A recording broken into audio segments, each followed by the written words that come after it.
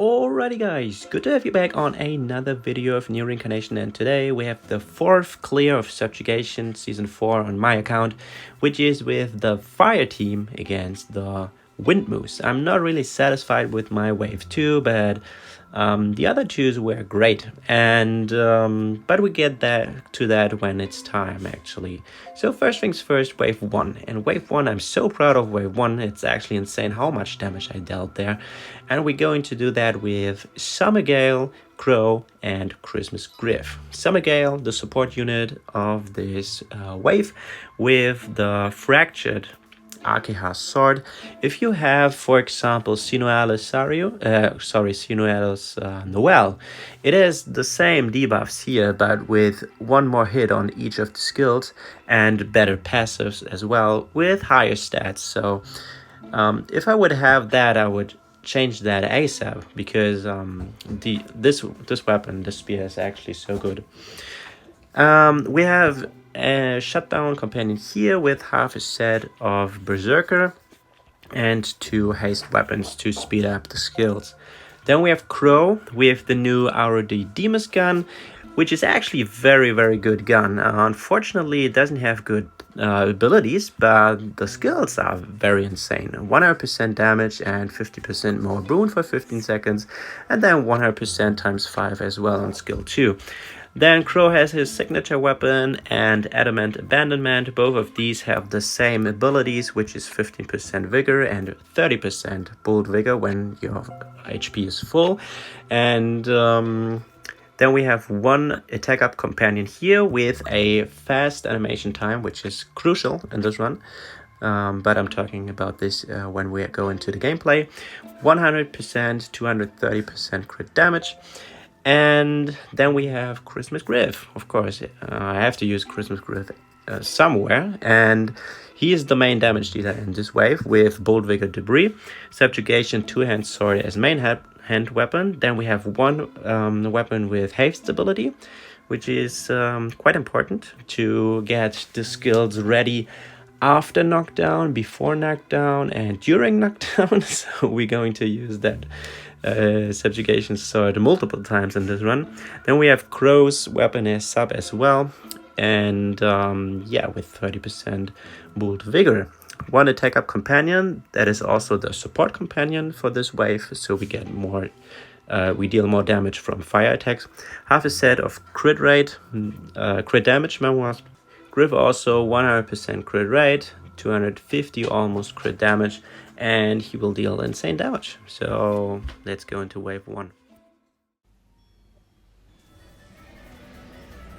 Wave 1 is pretty cool actually. I'm very satisfied with my wave 1. So we saw from the loadout that the best case scenario is basically when Griff and Crow don't get hit at all.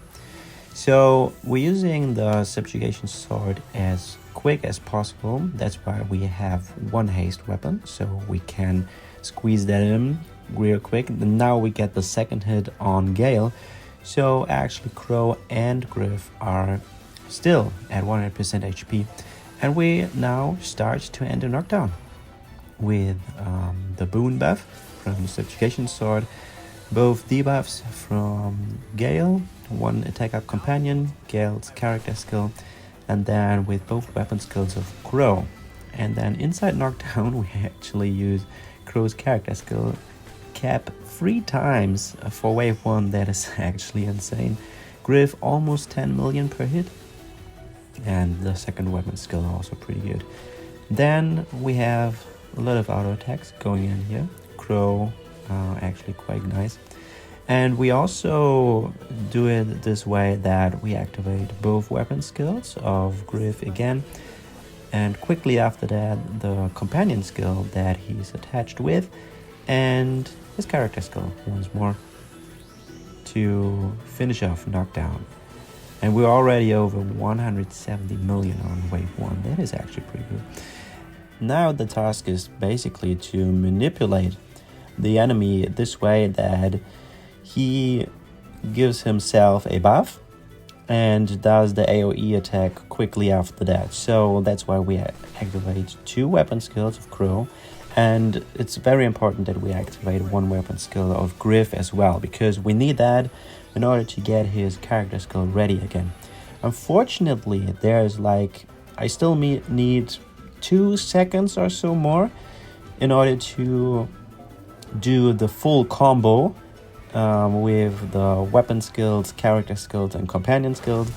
So I actually have to skip 1 weapon skill of Gale. This is a free hit that I won't use in the final combo here, because we pretty much finish at 0 seconds left, activating all of the other skills. And the defense down skill that is left from Gale is actually not a big deal, because we deal good damage in the end, but we would still need this skill to get a little bit higher combo in the end. But still, very good wave 1 and the best I ever had, so go to wave 2.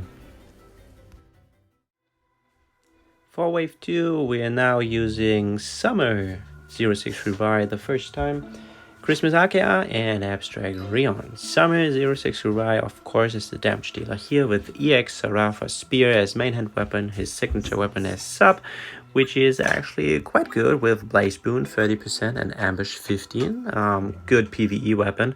And EX Akea has Sword for more attack. Then we have a full set of the Zerker Memoir set, Chance of Conflict, which raises our attack over 33,000. I know, Sino Alazaki can go over 40 even, but I don't have her, so what should I do, right?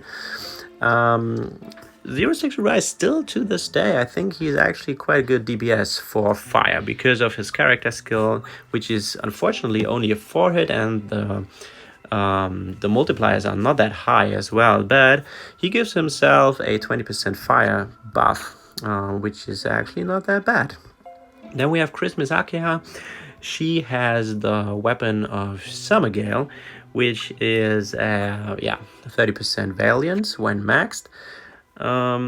Sub weapons, pretty generic, a little bit of Boon, a little bit of Vigor with EX Udeal.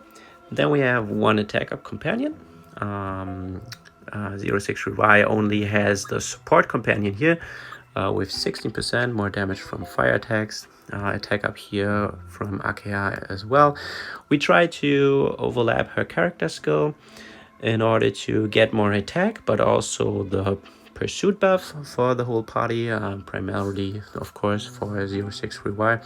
And then we have Abstract Rion. He also has Fractured Akeha's weapon as main hand because it's just so good. Okay, we don't need any more attack up. We can use that to give us more damage through debuffing the enemy. We have a defense down companion as well, and then pretty good offensive weapons here. So again, Harvest set, crit damage memoirs, and as said, I'm not that satisfied with this wave actually. So 06 Revive won't be dealing so much damage in the end, but yeah, it is what it is. I could swap only Abstract Rion for RD Demus, but I did that, and although Demus deals more damage with his auto attacks during knockdown, I guess the buff and the higher valiance of Rion equals that out pretty much. I'm just lacking good support weapons actually, like first and foremost the Staff of Bloodless F66X. That is a key weapon in order to get triple S10 clears, but I can't do anything about that until I pull her. So let's then go to wave 2. Wave 2 with Summer Prisoner, Christmas Akea, and Abstract Rion. So the thing here in this wave is that it's actually pretty easy, the first few things that happen here. We're waiting until 2 more auto attacks to start the first combo. So 1 hit here, 1 hit there. And then we're starting the combo with Akeha, Companion, and the rest of the skills. So we waited that the Moose When we finish off the skills here, the moose is due with his auto attack. So we wait until that happens. Just right there. And then we activate Christmas Akiha. So she skips basically the animation during the hit against Summer Prisoner there. So we save a couple of seconds, and you can do that every time this character doesn't get hit, but the enemy has an auto attack or uses a skill, and the skill you use doesn't deal any damage, so then you can cancel this animation time. Most importantly here was the hit against Christmas Akiha, so she gets a little bit of Gorge Fill of her character skill, and then 2 weapon skills and companion skill is enough to get her skill ready again, so we have a nice overlap here. We end the knockdown with the Crush debuff from the weapon skill of Rion, and then we go Prisoner CS and both weapon skills for actually pretty good damage for a unit that is this old, actually. And now we have a little bit of auto text here, and at the end I got a little bit unlucky because for whatever reason Christmas Akiha was hitting twice. So you see that in a second. Right there, 1 hit, and then she gets another hit, and that actually took away quite a few time from the knockdown meter. And when this wouldn't happen, I actually would have activated another Crush debuff of the Fractured Akiha weapon on Rion to give more power to the character skill of 063Y. So that is actually like, I don't know, maybe 8 million damage that I lost there due to RNG, which is a bit unfortunate, but yeah, whatever, right? We use all the weapon skills in the end to prevent any more hits from incoming, and then we can advance to wave 3 with 340 million damage. And finally, wave 3 with Joker, Bloody Argo, so there's a new unit in here as well compared to season 3, and Celeb Yuri. Celeb Yuri is still pretty good, even though she doesn't have a resonant buff anymore. Joker built as a basically DPS support. With his character skill, he's insane, but he's having the Fractured Akiha's weapon once more. Shiny Necessity is sub-weapon along with this entranced memory that has vigor, but more importantly caged vigor.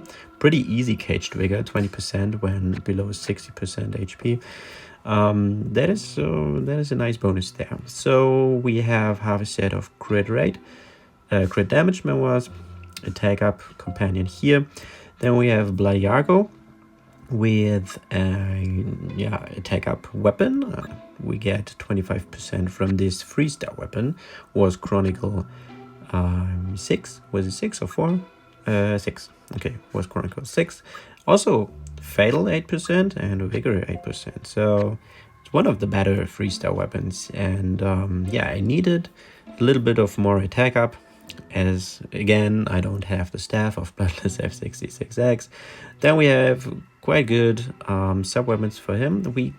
We're also using the Valiant set, the permanent Valiant set, 10% more attack for the allies, because all of our temp attack up gets erased after the big AoE hit from the enemy. And then we have this 40% attack up companion as well in the run.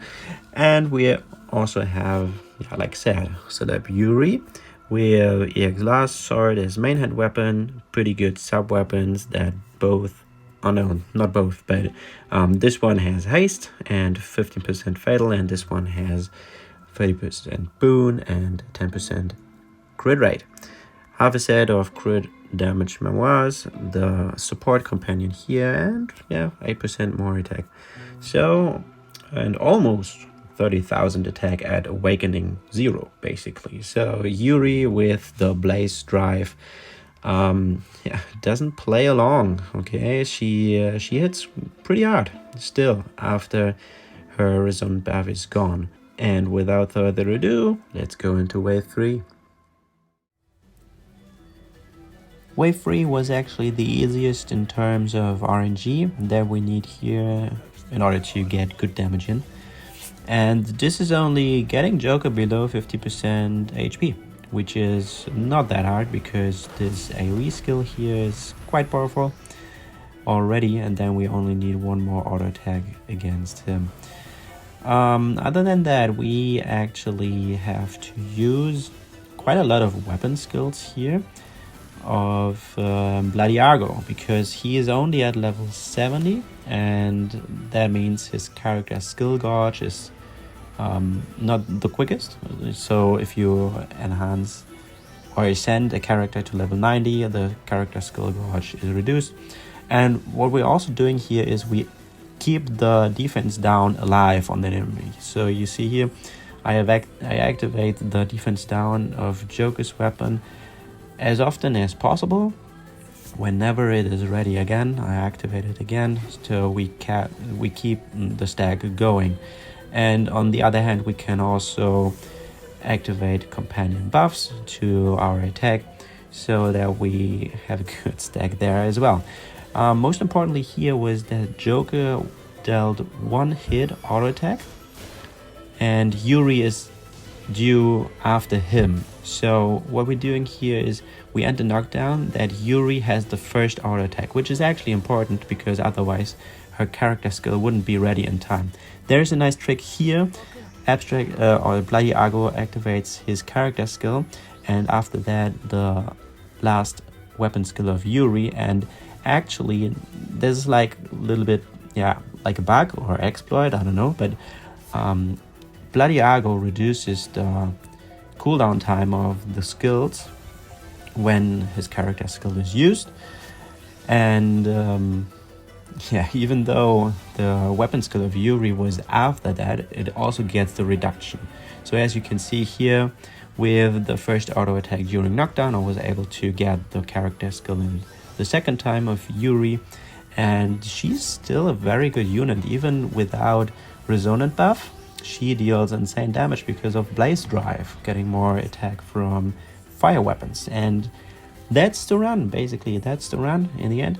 And I got a new record. Okay, SSS9. Very excited to get this. This is one rank higher compared to season 3.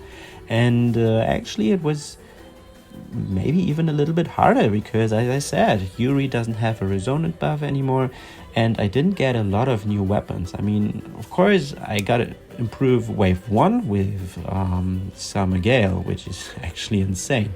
But Griff dealt good damage, 130 million. Okay, yeah, that's another factor why SSS9 was possible.